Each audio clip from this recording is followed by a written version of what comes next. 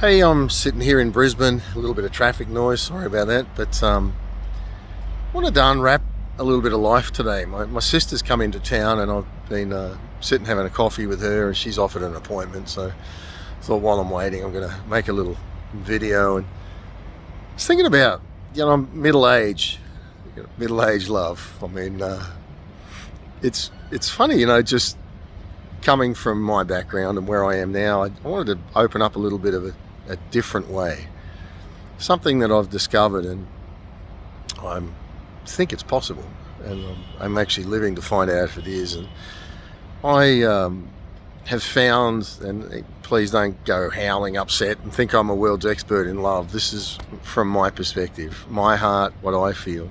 May be completely different for you, but I think a lot of the marriages we see today are not marriages, they're partnerships. And a partnership is to get something done, and ultimately the partnership degenerates into just raising children.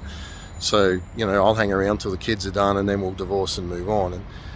And that was put on me at one time, and I rejected that because I'm somebody that wants heart.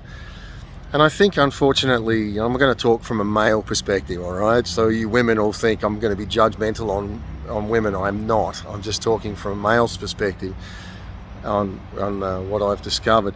I think a lot of women, especially in the middle age, it's probably all the way through, sex has become a currency. And they seem to think that all men want is their body, or all men want is something. And women have been betrayed over the years by men that have wanted that, and they've allowed themselves to be abused by that because they've wanted to be loved, they've wanted to be needed, and they thought that's how they needed to get there.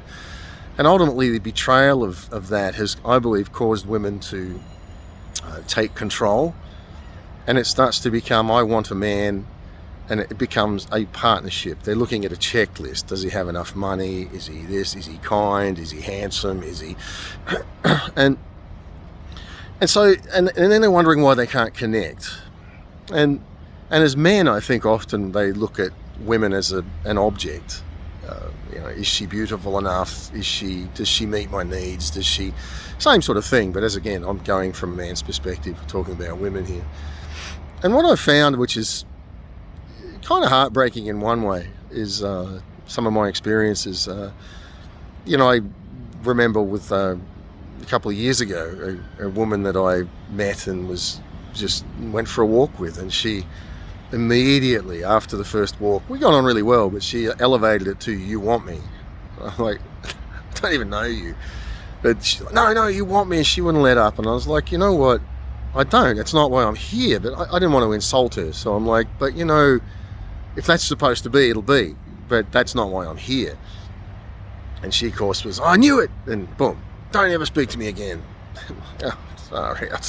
Okay, precious P. So, I haven't for maybe 3 years.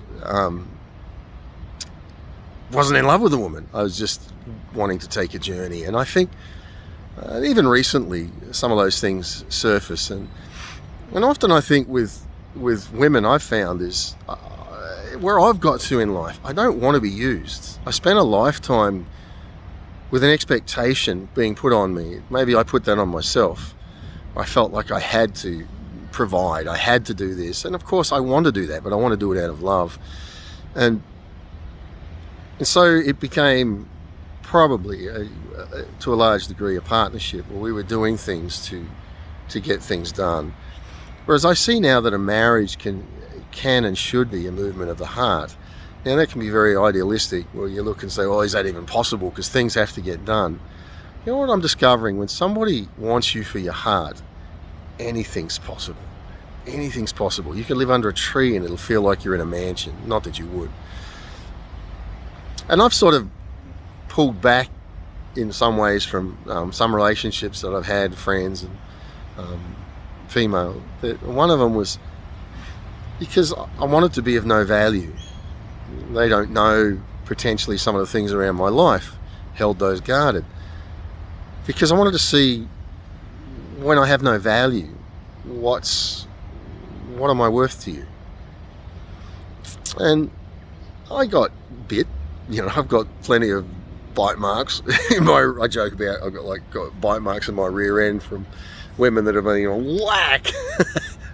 And I just recently remember somebody saying, I'd never have you, even if you're single. You're basically you're nothing. You're trash. I don't believe any of that, because I know the person, and that's just noise. And when you're a man and you're a true man and you're comfortable in who you are, people's words don't change who you are.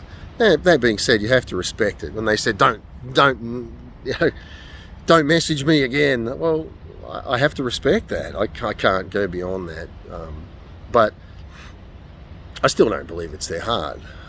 That person has a beautiful heart, just, I think, has been betrayed many times, has been used, abused. And trouble is, when you start exposing a little bit of your heart, it's pretty scary, because then your brain kicks in and goes, well, why would I want that person? I mean, from a man's perspective even, you look and you resonate with that person's heart, or their spirit, and you know there's something there that's amazing, but you're like, there's so many obstacles to that ultimately, and sometimes you have to withdraw because you really care for that person, and you say, you know what, I wouldn't want to put that person in a difficult situation, and if this keeps going, that's where it'll go.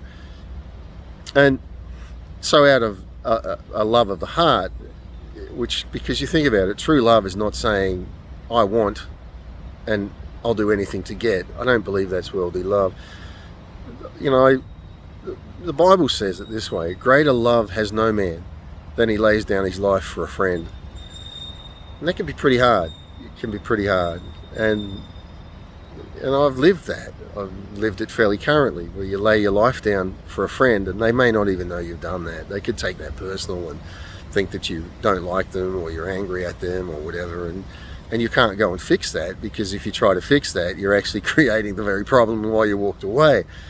Because sometimes people are just not in a position to be able to give of themselves. And I think I'm discovering here that middle-aged women are terrified. They've been so abused. They're terrified of vulnerability. As a middle-aged man, I'm terrified of vulnerability. But women are so abused. They've been so wanted for their body, so wanted for what people can do for them. They've lost touch with their own heart. And I think when somebody comes along that doesn't run when they get bit, they don't react, they don't throw abuse back, because really, for me, I can just talk about me. I look and say, I actually saw your heart. You tried to keep it hidden, but I saw your heart, and I know that's not you. You don't talk like that to anybody. You're a loving, caring, empathetic person, but you're hiding all of that because it's been abused. People have taken hold of that and used you to get what they wanted. But here is a safe place. And I think as a male, my ideal situation is a woman that is a safe place. Now, yeah, she's going to say things that are silly, and I do that, do things that are silly. But when you know someone's heart, it's funny, I had a conversation with a person once with no words. It was just through heart, and it wasn't sexual. Our hearts resonated. I think she was hearing what I was saying, I was hearing what she was saying. But anybody else would have never seen it. And it's pretty scary, because it's complete vulnerability. And I think often we run from that. But it's saying, is there a safe place? Can I be a safe place for her? And would she be a safe place for me? And I think as a male, I found this person just inspired me by the spirit of who they were, that anything was possible. And I've done things in the past and for others, and it was just expected. There was no reciprocation of heart. This one, it started to happen, and so I think it ended up being, it just wasn't, like I said, there was too many things around that to complicate it. But so as a gentleman, you have to walk away, take it on the chin, and say, well, if it's supposed to be, life will bring it around, but there needs to be some changes in some things, of situations. So I think when I'm a safe place for a woman, it brings out everything she could possibly be. When she's a safe place for me, it'll bring out everything that's supposed to be. And together, there's no limits, because anything is possible.